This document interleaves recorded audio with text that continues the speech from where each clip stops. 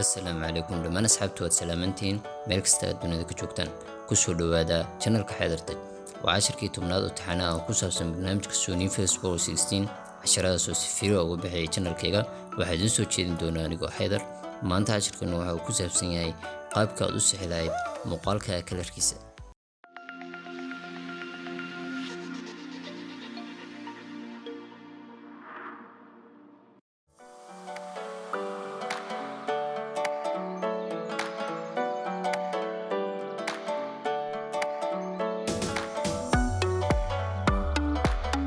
haddaynu cashirkeena guda galno maanta waxaan sharaxaad ka bixin doonaa qaabka aad u sixi lahayd muuqaalka kalarkiisa adigoo adeegsanaya barnaamijka Sony Facebook 16. marka ugu horeysa waxaa muhiim ah inaad kala fahanto color correction iyo color grading. color correction waa qaabka aad u xalinayso problem kasta oo ku yimaada muuqaalkaaga adigoo ka dhigaya qaab normal ah. color grading waa qaabka ama sida loo bedelo kalarka videoga si loo abuuro muuqaal cajiib ah ama si qurux badan u muuqda. marka nagu maanta waxaanu sharixi doonaa color correction. waxaanu adeegsan doonaa muuqaalkan halkan idinka muuqda waa clip yar aan ka duubay barxadda Garowe. waxaan rabaa inaan saxno kalarkiisa. marka ugu horeysa haddaad rabto inaad saxdo muuqaalka kalarkiisa waxaad tagi doontaa view kadibna waxaad tagaysaa window layout kadibna waxaad dooran doontaa color correction. waxaa ku soo bixi doontaa daaqadatan waxyaabo badan ayaad ka sixi kartaa. waxaa ka mid ah waxyaalaha ku soo bixi doona factory scope, waveform, histogram, RGB bari. kuwaas aynu wax ka sixi doonaa si uu muuqaalkeenu ku muuqdo muuqaal cajiib ah. marka ugu horeysa waxaanu ku horeynaynaa histogram. histogram wuxuu ku tusayaa brightness-ka iyo contrast-ka uu leeyahay muuqaalkaagu. si aan u saxno brightness-ka iyo contrast-ka waxaa ku khasban tahay inaad soo qaadato video effect. video effect-ga waxaa lagu yaraa brightness and contrast ayaad raadin doontaa. markaad soo hesho ayaad waxaad ku dhex tuuri doontaa muuqaalkaagii. marka histogramka aad ka aragtaan 0 ilaa 255 weeye. marka waxaa la rabaa inaadan taabsin 255 iyo 0 inta u dhaxaysa ayaad ku celinaysaa. si aan u saxno muuqaalkan waad aragtaan waxaa ka muuqda qorax badan ayaa muuqata iyo shucaac badan. marka shucacaaseen uga saarno waa inaynu contrast-ga wax yar ku badinaa. waad aragtaan histogramka uu balaartay.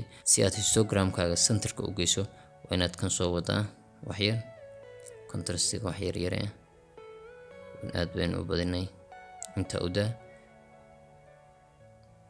kana saade kan wax yar ku dar.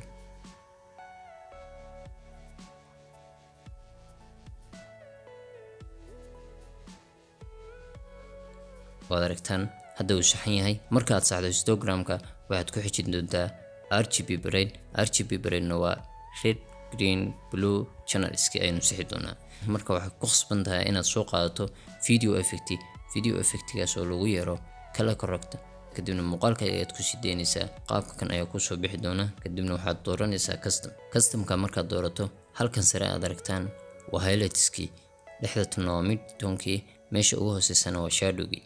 waxaan ugu horeysiin doonaa highlights-ka si aan u saxno kan ayaynu tegaynaa. waad aragtaan shucaac badan iyo ayaa ka muuqda meesha. marka xoogaa yar oo casaan ayaanu ku daraynaa halka highlights-ka. halkana waad ka aragtaan highlights-ka blue ayaa aad ugu badan. marka adigoon si waalan u badinayn hadda tusaale ahaan markaan jiido waad aragtaan muuqaalka hadaynu halka ka qaadno before iyo after-ka aad ayaa casaanka iyo gabigiisa foolxumo ayuu noqonayaa. markaad joogto center-ka ayaa wax yar ku darayso casaana.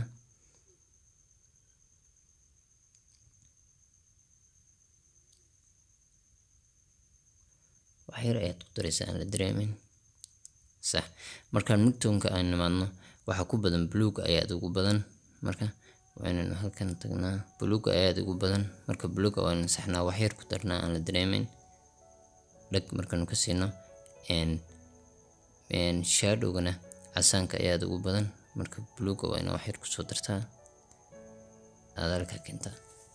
markaad intaas saxdo waxaynu u gudbi doonaa factory scope muxuu khaas u yahay isagu waa hue and saturation. aragtaan kalaradoo dhan ayaa ka muuqda cyan, green, yellow, red and magenta. kalaradoo dhan ayaa ka muuqda. marka waxaa la rabaa calaamadda yar cadaanka ah inaana kula dhaafin 100-ka inaana kula dhaafin. haddaynu hoos eegno hoos haddaynu u degno kan waad aragtaan saturationka ayaa ku jira. marka saturationka aynu ka sixi doonaa marka inuu badinaba waad aragtaa qolka ilaa nala dhaafin ayaynu isku dayeynaa. halka ayaa ku daynaysaa tusaale ahaan halka ma sii dhaafi karo. intaa markaan sameyno waxaynu kusoo daraynaa muuqaalkeena level effectigaas ayaan kusoo daraynaa, levelska ayaan kusoo daraynaa. weli cadaan ayaa ku jira muuqaalkeena, wax yar ayaynu input ka gelinaynaa, input starka inta ayaynu daynaynaa. haddaynu eegno before iyo afterka marka hore muuqaalkeena siduu ahaa iyo hadda siduu yahay waad aragtaan wax isu dhow maaha. haddaynu start sameyno meesha ugu horeysa ka bilow waad aragtaan wax isu dhow maaha.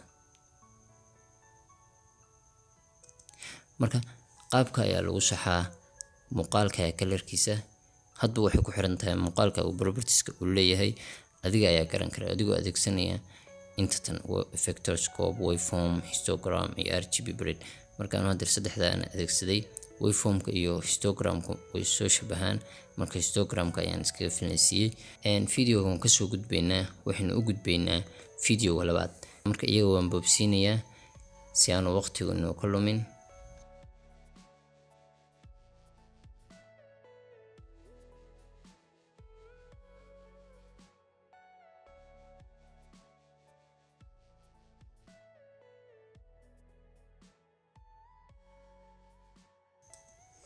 waad aragtaan waan saxay muuqaalkii. markii hore saan ayuu ahaa, dhinaca kan ayuu ahaa, haddana saan ayaynu ka dhignay. haddaynu ku wada furno waad aragtaan. maanta cashirkeena inta ayuu ku egyahay.